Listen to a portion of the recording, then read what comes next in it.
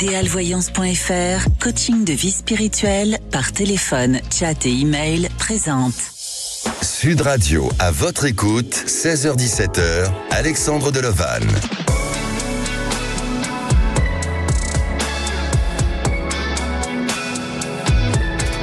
Bonjour à tous, ravi de vous retrouver pour une nouvelle semaine. Ça y est, nous sommes dans le mois du solstice de l'été. L'été peut parfois déclencher malgré tout une baisse de morale ou un état de malaise et constituer pour certaines personnes des doutes et des remises en question sur son avenir, que ce soit d'un point de vue professionnel, sentimental ou familial. N'hésitez pas à appeler le 0826 300 300. On prendra tous vos appels, mais aussi depuis notre adresse de contact à votre écoute @sudradio.fr. Sud Radio, à votre écoute, Alexandre Delovan. Au programme de l'émission, j'aurai le plaisir d'accueillir Marion et son frère ont un resto et depuis le Covid, impossible de remonter la pente. Nous aurons aussi Cécile qui est en pleine séparation suite à la dépression de son compagnon qui nécessite un suivi psychiatrique. J'aurai aussi Sophia qui a craqué, elle s'est mise à hurler devant tous ses collègues et bien entendu, nous aurons d'autres auditeurs que nous prendrons en direct et durant bien sûr l'émission. Allez, j'accueille à présent Valérie. Bonjour Valérie. Bonjour Alexandre. Bienvenue sur Sud Radio Valérie. Merci, Valérie. Merci de me recevoir. Mais merci. Valérie, vous avez passé un bon week-end ? Oui, très bien. Il a fait beau, donc j'ai bien profité du soleil. C'était très bien. Bon, très bien. Vous nous appelez des Pyrénées-Atlantiques. Vous travaillez dans une école, vous avez 53 ans, et sentimentalement, mais c'est pas tout à fait ça. Tout à fait. Exactement. Donc je suis dans une relation depuis 5 ans avec une personne qui habite à peu près à 1 heure de chez moi. Donc on va dire que les 2 ans et demi du début de la relation se sont bien passés. Tout se passait très très bien avec des projets de voyage et autres. Et puis, comme beaucoup de relations, au fil du temps, moins de projets, moins d'envie de se voir, etc., etc. Donc moi, ça fait à peu près 2 ans où de mon côté, j'ai exprimé mes sentiments, que ça descendait, que ça s'effilochait avec le temps. Et pas trop d'action de l'autre côté, pas trop de mots non plus, parce que c'est un taiseux sur ce qui est de l'ordre de ses émotions. Oui. Et voilà, et puis là on se voit très très peu, ça se passe bien, mais de mon côté il n'y a plus de sentiments amoureux. D'accord. Donc en sorte c'est une relation qui se termine et qui s'épuise au fil du temps, non ?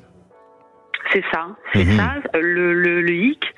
Et c'est pour ça que je vous appelle, c'est que vraiment c'est quelqu'un de très respectueux, gentil, sur qui je peux compter quand voilà les épreuves de la vie, les problèmes, qui est toujours présent. Voilà, donc j'ai vraiment du mal à arrêter cette relation parce que c'est quelqu'un de fiable, de stable malgré tout. Donc voilà, il y a il y a quand même un attachement affectif, même si les sentiments ne sont plus vraiment là ou ont du mal à se formuler, mais en tous les cas, oui, l'attachement affectif est là.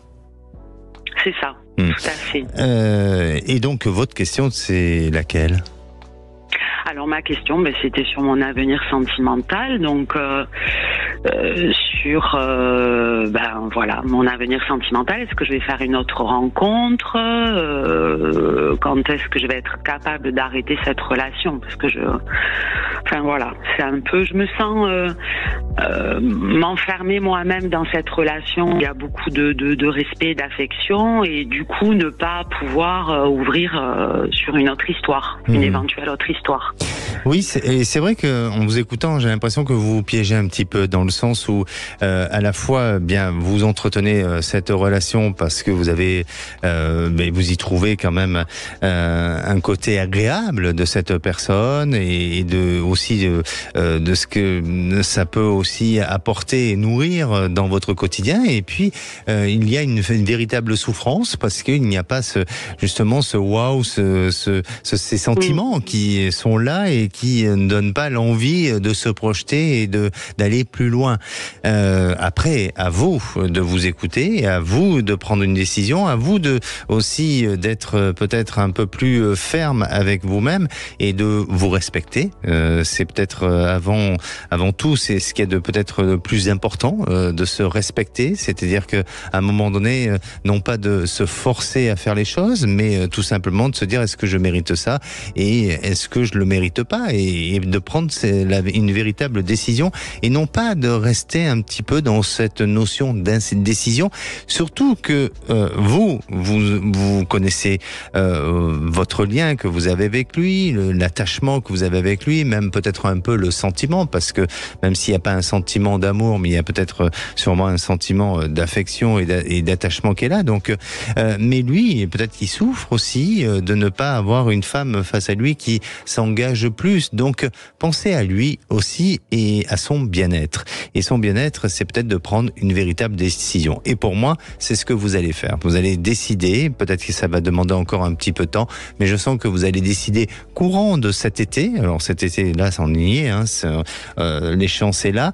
Et puis après, sur votre future réalisation sentimentale, eh bien l'automne, vous rentrez dans une période où là, les choses vont pouvoir à nouveau se décider, se proposer pour vous et avoir une opportunité de rencontrer une belle personne et avec qui vous aurez cette capacité de faire quelque chose sur du long terme et surtout une personne qui, en termes de distance géographique, n'est pas très loin de chez vous. Très bien. Bon. Alors, affaire à suivre. Affaire à suivre, oui. Effectivement, Valérie. Mais vraiment, si j'ai un petit conseil à vous donner, c'est écoutez-vous et ne vous faites pas de mal et ne lui faites pas du mal. Ouais, c'est la peur de perdre. Oui, je comprends, mais la peur, prendre cette décision. Oui, mais parfois la peur de prendre la décision crée des dégâts. D'accord ? Oui. Merci. Bon. Prenez soin de vous. Merci à vous, et juste pour vous dire que j'adore votre émission, je l'écoute très souvent. Ouf, et malgré, même si c'est bien sûr des histoires différentes, on peut toujours trouver un écho en soi. Donc c'est pour ça que j'aime beaucoup votre émission, et voilà, je voulais vous remercier de ce que vous faites. Et il y a beaucoup de personnes qui se retrouvent dans votre cas, qui ont peur de faire du mal à l'autre et qui ne vont pas dans cet engagement-là, mais parfois d'être honnête avec soi-même, ça permet de libérer l'autre et peut-être de faire mal au début, mais après de se sentir beaucoup mieux. C'est pour ça que je vous conseille de réfléchir et de penser pour vous et pour les autres. Je vous remercie beaucoup. À très bientôt. Bonne continuation. Merci. À bientôt. Au revoir. Sud Radio, à votre écoute, Alexandre Delevanne. Et la parole est à Anne. Bonjour Anne. Oui, bonjour Alexandre, merci de me permettre d'accéder à votre émission. Oh, mais je vous le permets gracieusement. Oui, de bénéficier peut-être de vos intuitions, voilà. Merci. Par rapport à ma question. Oui, alors Anne, si vous me permettez, vous avez 68 ans, vous vous appelez de la région lyonnaise. C'est ça. Vous êtes une jeune retraitée. Oui, si on veut. Si on veut, voilà. Active, en tout cas. Active, oui, on le voit. Mais même la voix, vous avez une voix assez jeune. Et vous avez un projet qui concerne aussi votre fils, parce que vous avez envie de vous rapprocher d'un lieu, d'un département, d'une région qui vous tient à cœur, et peut-être de vos racines, non ? C'est l'Hérault ? Oui, alors ce sont mes racines méditerranéennes, je dirais. C'est pas spécifiquement l'Hérault, mais j'y connais beaucoup de monde, j'y vais depuis 40 ans. Et oui, en effet, donc j'ai ce projet d'un achat de terrain pour une petite construction, mais ce projet est conditionné à la vente du chalet qui appartient aujourd'hui à mon fils et ma belle-fille, parce qu'ils participeraient, si vous voulez, à ce projet, mais de manière plus élargie. Mes enfants participeraient, mes 3 enfants participeraient, au final, à ce projet. Mais c'est vrai que c'est très conditionné à la vente de son chalet qui traîne. Voilà. Et à la suite de cette vente de ce chalet, eh bien, ça permettrait pour vous de faire l'acquisition d'un lieu, d'un endroit et de construire pour en faire bénéficier vos enfants? Ou comment ça se passerait? Pour moi en résidence principale, mais ça serait sous une forme, une SCI familiale si on veut rentrer un petit peu dans le détail, ce qui fait que mes enfants pourraient après moi, garder ce lieu. D'accord. Alors, votre question, c'est de savoir si votre fils va pouvoir vendre ce chalet pour que vous puissiez faire l'acquisition de ce lieu. Voilà. Vous avez déjà repéré un lieu ou un endroit? Oui. J'ai déjà repéré un endroit. C'est quelque chose qui va sortir. Le projet sortira en 2025. C'est-à-dire qu'il y aura capacité d'acheter les terrains en 2025. D'accord. Vous y croyez? Là, j'y crois beaucoup. Oui. Bon, j'avais de doutes et là, j'y croyais beaucoup. Et vous croyez au potentiel de pouvoir vendre et d'arriver à vendre le chalet de votre fils? Alors. Oui, parce qu'aujourd'hui, je crois qu'ils sont au prix. Ils n'ont pas été bien aiguillés. Ils n'ont pas été bien aiguillés dès le départ par les professionnels qui se sont positionnés sur les marchés d'avant la crise. Voilà. Et aujourd'hui, je pense que c'est le prix. Eh bien, écoutez, moi, je pense que vous pouvez continuer à y croire parce que vous verrez que à la période de septembre, il y a une petite coupure. Vous êtes en double appel. Non, je suis là. Je sais pas. À la période du mois de septembre, eh bien, vous allez avoir une opportunité et une possibilité. En tous les cas, votre fils aura cette opportunité, cette possibilité de pouvoir avoir une offre pour vendre son chalet. Et les papiers vont se signer. Il y a un compromis qui se signe. Donc après, bien sûr, il y a un délai. Mais j'ai l'impression que pour la fin de l'année, eh bien, on a avancé sur le projet, sur l'idée de pouvoir aller à la réalisation de votre futur projet dans l'Hérault. Eh bien oui, pour moi, ça passe et ça va se réaliser. Bon, c'est génial, c'est génial. Oui, c'est génial. Oui, c'est génial parce que c'est un projet que j'ai longtemps à l'intérieur de moi, depuis longtemps, et que je n'osais pas forcément mettre en avant ou mettre en évidence. Voilà. Eh bien, écoutez, ça va se faire et vos enfants seront aussi ravis et heureux de pouvoir se réaliser dans ce projet-là aussi. Merci à vous, Anne. Merci beaucoup, Alexandre. Prenez soin de vous. Oui, et bonne continuation. Merci beaucoup. Bonne émission. Et nous, on se retrouve dans quelques minutes avec Sophia. Alors, Sophia, actuellement, est dans un état où elle est repliée sur elle-même. Elle ne dort plus, elle a du mal à aller vers les autres. Et dans son travail, eh bien, figurez-vous qu'elle a craqué. Elle s'est mise à hurler devant tous ses collègues. Alors, s'agit-il d'un burn-out? On en parle juste après. Sud Radio, à votre écoute, 16h-17h, Alexandre Delevanne.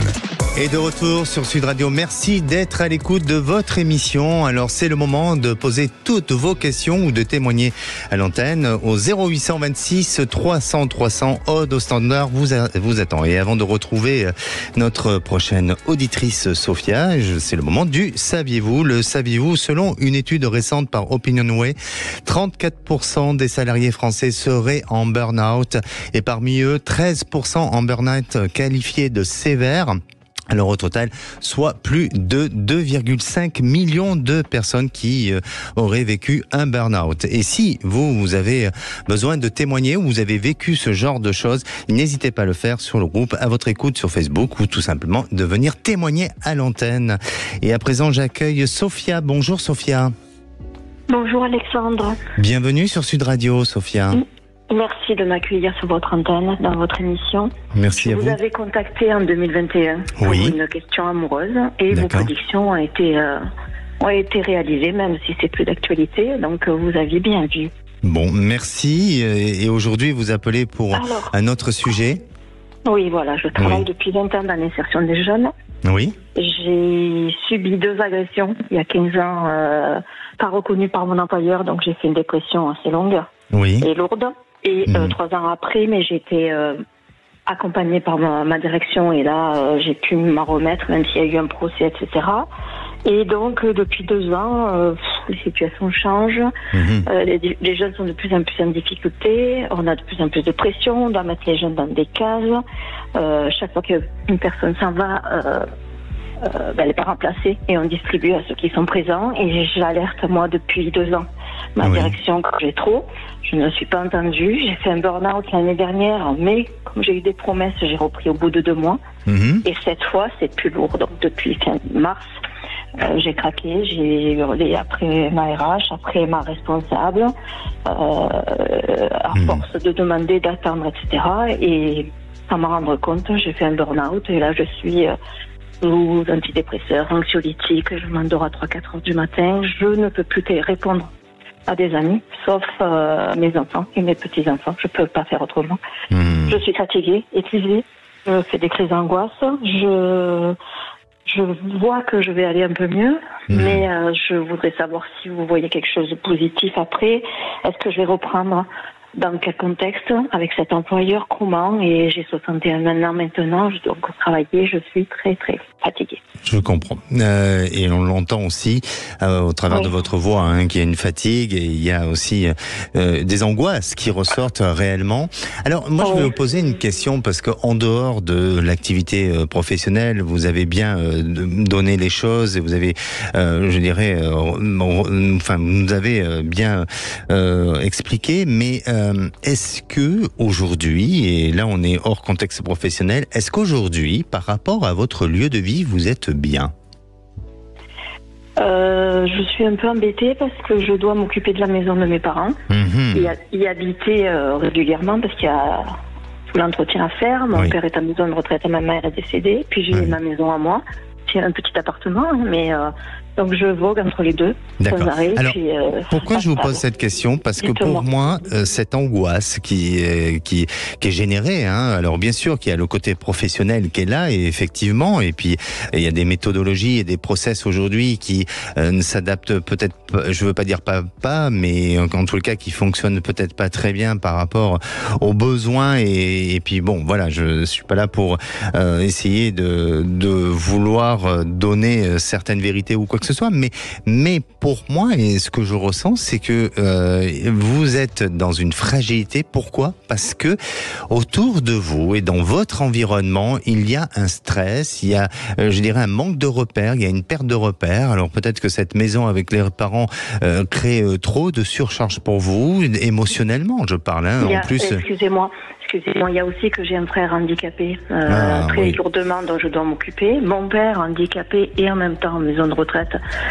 Donc ça fait beaucoup de choses. Ça fait beaucoup, voilà, exactement. Et c'est pour moi, c'est l'extérieur, au-delà du travail, où là, bien sûr, le travail ne fait que rajouter la pression dans laquelle vous êtes, mais l'environnement extérieur devient trop lourd et trop compliqué pour vous. Alors, ne vous précipitez pas, prenez ce temps nécessaire pour vous reposer, pour peut-être suivre une thérapie, pour vous faire accompagner. J'ai un psychiatre et une psychologue. Oui, continuez comme ça. Pour moi, vous allez reprendre votre travail, mais peut-être avec une reprise à mi-temps ou thérapeutique, où il faudra peut-être négocier avec eux pour que dans une période à peu près d'1 an et demi, vous puissiez décider de terminer ou d'arrêter alors je ne sais pas dans combien de temps votre retraite, mais en attendant, il y aura peut-être 3 ans. 3 ans, d'accord. Alors dans 1 an et demi, pour moi, il y aura quelque chose qui va changer ou qui va évoluer, et le temps d'aller jusqu'à la retraite et de pouvoir finir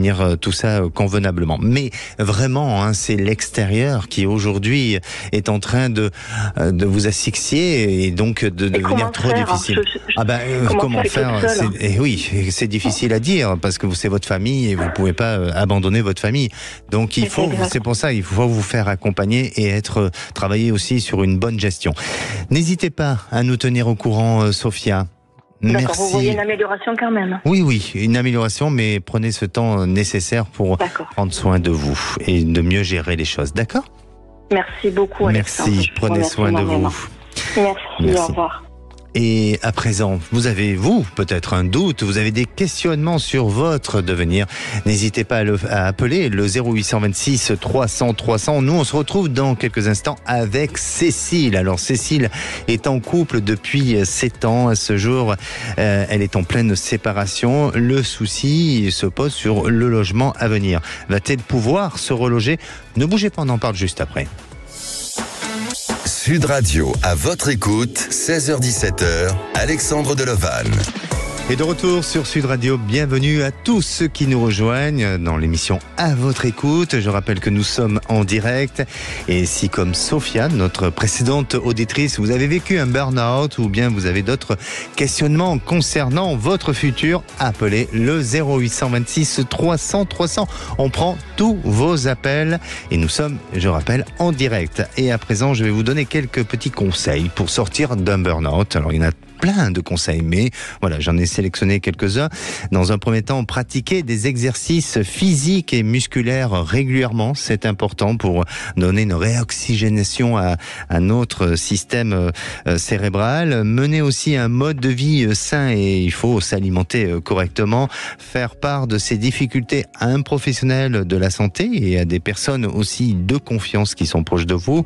Alléger vos responsabilités et la surcharge des tâches ou du travail à effectuer, faire des pauses régulières et apprendre à dire non. Alors ça, c'est pas évident, mais c'est un principe qu'il faut avoir pour justement s'économiser et éviter de repartir dans un état de stress. Effectuer des activités relaxantes telles que la méditation, le yoga ou encore la sophrologie, le massage, c'est pas mal aussi pour détendre le corps et développer la créativité.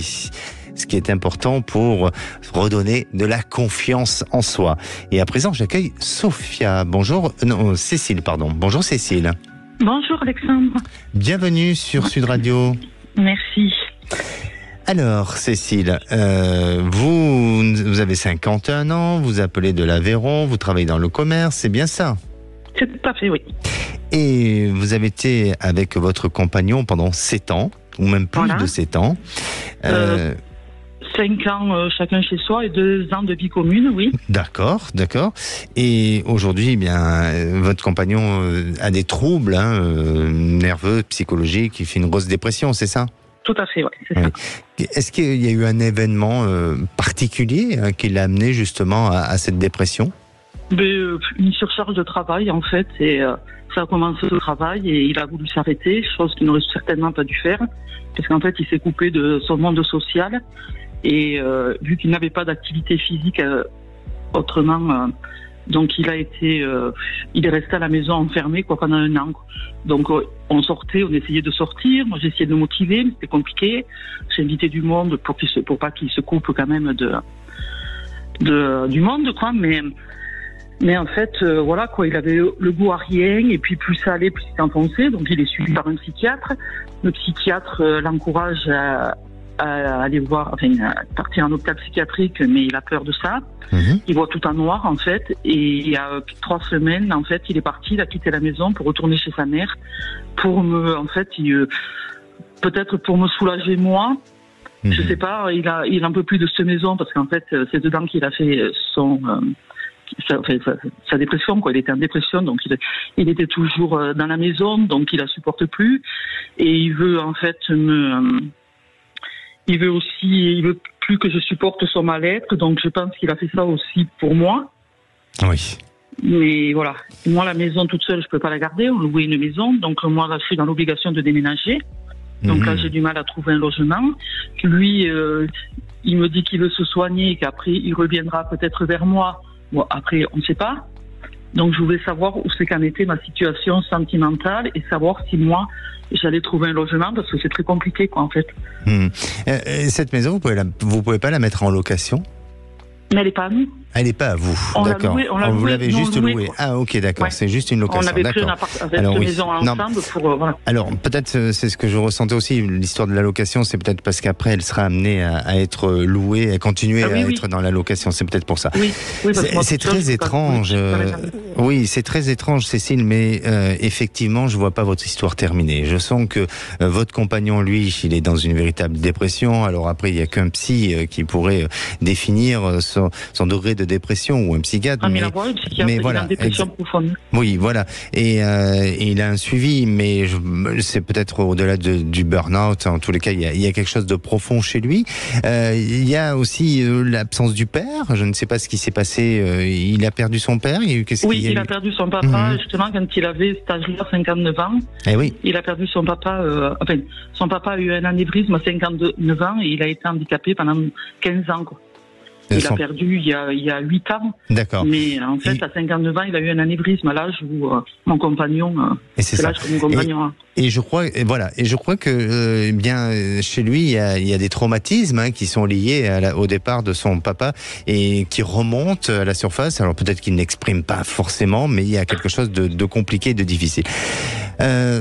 Faut patienter un petit peu. C'est-à-dire que effectivement, il veut vous protéger. Il demande à ce qu'il y ait une séparation. Je le sens pas vouloir couper définitivement et je le sens pas vouloir se séparer de vous pour une raison d'une relation cachée ou quoi que ce soit. C'est juste c'est dans un but de se soigner. Après, je vous sens pouvoir vous réinstaller, retrouver une habitation et vous allez voir que par le biais d'un entourage et notamment une femme va vous donner l'opportunité de trouver une habitation pour vous reloger dans des conditions correctes et avec des facilités pour éviter que vous soyez dans la difficulté. Donc tout ça va se décider et va se mettre en place là courant d'ici entre juin et juillet où là les choses vont pouvoir se faire et se mettre en place le temps que lui se récupère et de le laisser le temps de quelques mois et ensuite reprendre une relation ensemble parce que il y a malgré tout un attachement, il y a un lien qui vous unit à tous les deux, sauf que il y a une période je dirais compliquée et peut-être prioritaire sur le plan de la santé chez lui et pour lequel il a pris cette décision-là et ça peut se comprendre aussi. Oui, après je le laisse pas tomber. Non. On s'appelle, on reste en contact. Exactement. Exactement. Mais pour moi, ça ne se termine pas. Et pour vous avez l'impression qu'il va aller se faire hospitaliser parce qu'il a tellement peur. Non, que moi je crois pas. À y aller. Oui, mais je crois pas. Ou alors ce sont des hospitalisations qui sont juste des hospitalisations de jour. Vous voyez, quelque chose de manière régulière. Mais je pense qu'il peut sortir. Après, attention, je suis pas le médecin, je ne fais pas de diagnostic à l'antenne, bien entendu. Mais pour moi, je le sens en tous les cas sortir de cette période sombre. D'accord ? Merci à vous, Cécile. N'hésitez pas à nous tenir au courant. Alexandre. Merci. Bonne journée. À Merci. Sud Radio, à votre écoute, Alexandre Delevanne. La parole est à Marion. Bonjour Marion. Bonjour Alexandre. Bienvenue sur Sud Radio Marion. Merci beaucoup. Alors Marion, vous avez 39 ans, vous êtes jeune. Oui. Vous êtes en Gironde et vous travaillez dans le domaine de la restauration avec votre frère. Oui. Pas uniquement, on est associés tous les deux sur une entreprise en effet et on a aussi une équipe de collaborateurs. Alors sur cette entreprise depuis 2015 et avant ça on travaillait dans le restaurant familial ensemble depuis 2010. D'accord. Donc vous avez créé cette structure, c'est un restaurant, un seul restaurant que vous avez ? Alors il y a plusieurs établissements à l'intérieur, donc de restauration et puis avec la crise Covid il a fallu un petit peu se diversifier pour maintenir notre activité. Donc on fait aussi de la livraison de repas en entreprise. D'accord. Donc jusqu'à la Covid, tout se passait bien et puis la Covid est arrivée et là ça est devenu un peu plus compliqué. Voilà, les patatras. Et aujourd'hui il se pose la question de savoir qu'est-ce qu'on doit faire, non ? Exactement, sachant que l'entreprise est dans une situation un peu délicate parce qu'on avait fait un gros investissement avec des travaux, achat de bâtiments, travaux, etc. Qui se sont terminés en mars 2020, veille du premier confinement. Et cet investissement aujourd'hui pèse très lourd puisqu'il faut rembourser des échéances bancaires. Et clairement, l'entreprise aujourd'hui n'est pas en capacité de rembourser ses emprunts et également un emprunt souscrit durant la période Covid. Mmh. Donc, nous avons été placés en redressement judiciaire il y a 2 mois, qui est en quelque sorte une opportunité de redresser la barre tout en étant exempté pendant un certain temps d'échéance bancaire. Oui. Mmh. Mais voilà, ma question, parce que mon frère est très optimiste et très fonceur, là où moi je suis beaucoup plus réservée et j'ai plutôt une tendance à voir le verre à moitié vide. Donc on se complète, mais moi ça me perturbe beaucoup. J'ai envie de le croire et d'aller avec lui, et en même temps je sens que c'est plutôt la fin d'une histoire. Moi je crois aussi. Sincèrement, je crois aussi. On est à la fin d'une histoire, à la fin d'un chapitre, à la fin d'un cycle. Il faut pas le prendre de manière catastrophique, même si je comprends que derrière ça, vous avez des hommes qui travaillent pour vous et des femmes. Il y a aussi un enjeu financier et je crois que ça peut donner que du souci et que des tracas. Mais à la fois, il faut peut-être essayer de conclure et de faire remonter un petit peu cette entreprise pour pouvoir la mettre peut-être en fermeture définitive ou essayer de vendre ce qu'il y a à vendre, parce que ce que je ressens, c'est qu'il y a des services où il y a peut-être un savoir-faire de cette entreprise qui peut être revendu à d'autres entreprises et permettre d'ajuster les dettes et fermer cette entreprise sans trop de dégâts. Et je crois que vous serez aidé, vous serez bien conseillé pour justement éviter trop de risques et par la suite de remonter autre chose qui sera dans une activité assez similaire, mais peut-être avec un autre savoir-faire, une autre manière, et ne pas justement commettre les mêmes erreurs que vous avez pu vivre et qu'on vous a fait subir aussi avec cette crise sanitaire. D'accord. Voilà ce que je ressens pour vous. Donc il faut affronter, il faut pas avoir peur, mais il faut effectivement ne pas rentrer dans une fatalité, mais il faut peut-être préparer l'avenir autrement et différemment. D'accord ? Oui, j'ai assez de lucidité vis-à-vis de tout ça. C'est mon frère plutôt qui m'inquiète et j'ai peur que pour lui ce soit brutal.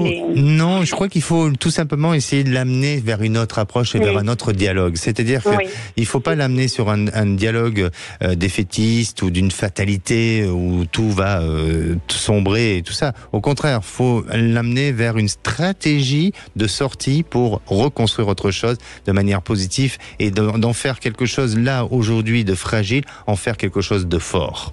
Oui, d'accord. C'est une autre approche. Oui, tout à fait. Merci à vous, Marion. N'hésitez pas à nous tenir au courant. Merci beaucoup. Merci. Bonne journée. Au revoir. Merci.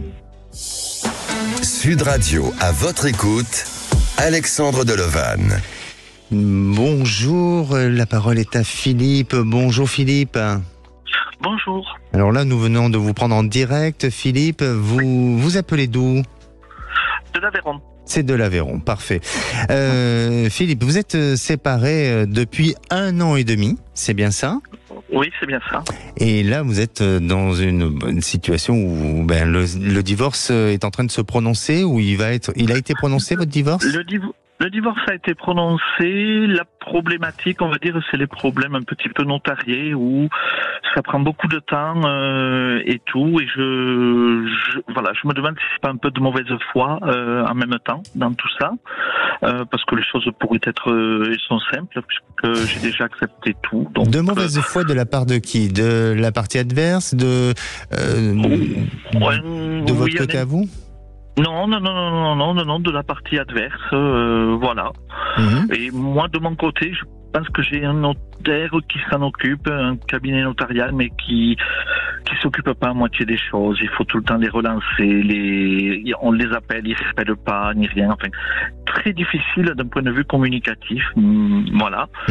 C'est étrange, Philippe, parce que, j'entends ce que vous me dites, mais en moi, il y a quelque chose qui résonne différemment, dans le sens où tout est en train de se mettre en place pour que ça puisse se conclure correctement et avec, je dirais, une bonne entente. Alors peut-être que jusqu'à présent, ça a été difficile, peut-être que chacun tirait la couverture vers soi, ça, c'est pas impossible, mais je crois qu'aujourd'hui, on a envie d'en finir avec cette histoire, et à la fois par rapport aux conclusions, par rapport à ce qui peut se décider avec votre ex-femme, eh bien, soit elle fait un peu de lâcher prise, soit elle a peut-être eu autour d'elle des personnes qui l'ont amené à avoir une autre réflexion sur ce qui a été décidé auparavant. Mais pour moi, les choses vont se concrétiser, il y a une conclusion qui se fait, et pas si pessimiste que ça. D'accord. Bon, très bien. Très bien, parfait. Vous attendez une réponse pour quand? Oui. Là, moi, j'aurais aimé le voir d'ici la fin de l'été, la totalité des choses. Bon, normalement, là, on aurait dû avoir des états liquidatifs, tout ça qui arrivait là le mois de juin. En mai, ça devait arriver. Et je voulais voir. Donc, ça va arriver là maintenant. Ça va arriver. Ça va arriver. Bon. Et je pense qu'au niveau de la deadline, enfin, en tous les cas, de l'échéance, pour la fin de l'été, on y est. Ça avance et ça se met en place. D'accord.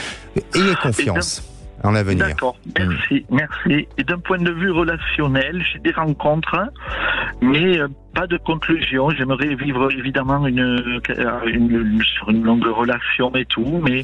Alors, ce que je vous propose, parce qu'on est un peu pris par le temps, Philippe, et bon, pour déjà un peu répondre à votre question, c'est que ce divorce vous a pris beaucoup d'énergie et inconsciemment, je pense que vous vous êtes pas rendu disponible pour faire la bonne rencontre. Mais moi, ce que je vous propose, c'est de rester à l'antenne. Le standard va vous reprendre et puis on pourra vous reprogrammer pour une prochaine émission. D'accord ? C'est gentil. Ok, super. Très bien. Merci à vous. Merci. Prenez soin de vous. Merci à vous. Merci beaucoup. Et oui, c'est peut-être votre tour pour passer à l'antenne de Sud Radio. Faites-le, tout simplement, si vous appelez le 0826 300 300. On se retrouve dans quelques minutes avec Isabelle. Alors Isabelle, en juin 2023, elle a quitté son compagnon au bout de 4 ans de relation pour se consacrer à sa carrière professionnelle, sauf que son compagnon revient près d'elle, malgré quand même la distance qui les sépare. Alors, quel choix doit-elle faire? Est-ce qu'elle reste focalisée sur son orientation professionnelle ou est-ce qu'elle décide de tout lâcher pour rejoindre son ex-compagnon? Eh bien, la réponse est dans quelques minutes. Ne bougez pas. Votre écoute, 16h-17h, Alexandre Delevanne. Et de retour sur Sud Radio pour cette dernière partie, avant de retrouver les vraies voix présentées par Philippe David et Cécile de Minibus. J'ai ma réalisatrice Marie qui essaye de vouloir me perturber, mais elle n'y arrive pas. Désolé, ça sera pour une prochaine fois, ma chère Marie. Allez, il vous reste quelques minutes pour passer à l'antenne de votre émission. À votre écoute, je rappelle le numéro, le 0826 300 300. La parole est à Isabelle. Bonjour Isabelle. Bonjour Alexandre, merci de prendre le temps de m'écouter. Mais avec grand plaisir. Merci pour votre émission. Merci à vous de votre fidélité à l'antenne de Sud Radio. Alors Isabelle, vous avez 48 ans, vous vous appelez de Ambresse, dans le Tarn. Oui. On dit Ambre ou Ambresse? Ambre. Ambre, bon, très bien. Et vous êtes aide ménagère, c'est ça? Oui, c'est ça. Alors, en juin 2023, vous avez quitté votre compagnon après 4 ans de relation. Pour quelle raison? On s'entendait plus trop, ça stagnait, quoi. Moi, j'avais des sentiments et lui, il n'osait pas, il sortait d'une relation compliquée et il n'osait pas dire ses sentiments et je pensais qu'il tenait pas à moi. Et là, je suis retournée le voir, on a repris contact et il m'a dit qu'il tenait à moi et tout ça. Et combien de temps après vous êtes retourné le voir? 1 an. 1 an. Vous avez laissé 1 an comme ça. Est-ce que pendant ces 1 an, il y a eu des contacts entre vous ou alors silence radio? Oui. Non, il y a eu quelques contacts comme ça, de jalousie. Ah, voilà. Ok. Voilà. De jalousie parce qu'il pensait que j'avais refait ma vie, que j'avais quelqu'un. Oui. Voilà. Et en attendant, vous êtes consacré à votre travail. Vous avez, je crois que vous avez passé une formation. Vous avez fait une formation. J'aimerais passer cette formation. Je suis en train de me batailler avec les ANPE et tout ça pour essayer de trouver la formation, quoi. Formation d'auxiliaire de d'auxiliaire de vie, voilà. D'accord, ok. Et donc, quelle est votre question? Moi, je voudrais savoir, si cette formation, je vais y arriver à l'avoir et si après ça, lui et moi, on va se remettre ensemble vraiment ou si juste un passage et que je ne dois pas m'enflammer, quoi. Bien sûr, bien sûr. Alors effectivement, je crois que même si il y a eu une séparation, cette séparation elle n'est pas arrivée par hasard. C'est parce que il y a eu quand même auparavant et durant ces 4 ans, ça a été un petit peu difficile. Ensemble, ça n'a pas toujours été rose. Non. Il faut se souvenir de cette période-là, de ces moments-là. Je crois que aussi ensemble, vous avez des problèmes de communication et ça, il faut améliorer la communication et il faut peut-être pas trop s'emballer. Donc, je ne suis pas en train de de vous dire ce que vous avez à faire, surtout pas, Isabelle, c'est à vous à prendre la décision. Mais aujourd'hui, vous êtes en âge de vous réaliser, aussi de gagner de la confiance en vous et de mettre en avant vos compétences. Donc, sur cette formation-là, moi je vous dis oui, vous allez pouvoir bénéficier de cette formation et vous permettre d'avancer, d'évoluer. Et puis, cette relation en parallèle, pourquoi pas? Parce que cet homme est attaché à vous, il a admis, il a reconnu vos valeurs, ce que peut-être cette période que vous avez vécue avec lui, et il s'est aperçu peut-être de ce qu'il a perdu aussi, et je crois que cet homme déclare tout simplement des sentiments envers vous, mais après, essayez de tous les deux d'améliorer votre communication pour que vous ne puissiez pas à nouveau réenclencher une relation qui vous amène vers des conflits et vers aussi un regret d'avoir fait ce choix-là. Donc pour moi, ça se fera dans une seconde étape, mais la formation, oui, je la sens, et vous obtiendrez ce diplôme en tant qu'auxiliaire de vie. Merci beaucoup, c'est ce que je voulais savoir. Merci à vous, Isabelle. Merci à vous, et continuez l'émission parce que ça nous aide énormément. Merci. Même à travers les autres personnes. Merci de votre soutien. On prend pour nous. Merci beaucoup, de votre encouragement. Merci. Merci, au revoir. Et pour conclure, je dirais le burn-out est le cri de détresse de l'âme, tout simplement. Allez, moi je vous souhaite une bonne fin de journée et je vous dis à demain. Et la place est aux vraies voix. Bonsoir Philippe David. Bonsoir Alexandre Deloven. Au menu des vraies voix à 17h30, Emmanuel Macron s'exprimera jeudi sur l'actualité internationale aux 20h de TF1 et France 2. Et on vous pose cette question: omniprésence du chef de l'État lors de la campagne des européennes, est-ce de l'abus de pouvoir? Oui, est-ce que pour vous, c'est peut-être pas le moment de parler à 3 jours du scrutin ou non? Aucun problème, il peut s'exprimer. Venez nous donner votre avis au 0826 300 300. À 18h35, le coup de projecteur des vraies voix, élection européenne, le moment fatidique approche. À quelques jours du scrutin, les listes multiplient les coups de com', mais certaines semblent dépasser les limites. On pense à une liste qui dit que le Hamas ne doit pas être considéré comme une entité terroriste, ou à une autre, alors que donc je connaissais même pas l'existence hier soir, qui dit qu'il faut combattre le lobby sioniste en France, et c'est une liste qui s'appelle Forteresse Europe, totalement inconnue. Et on vous pose cette question: légitimation du terrorisme, antisémitisme assumé, cette campagne européenne dépasse-t-elle les limites? Vous pensez que oui, vous pensez que non? Venez nous le dire au 0826 300 300.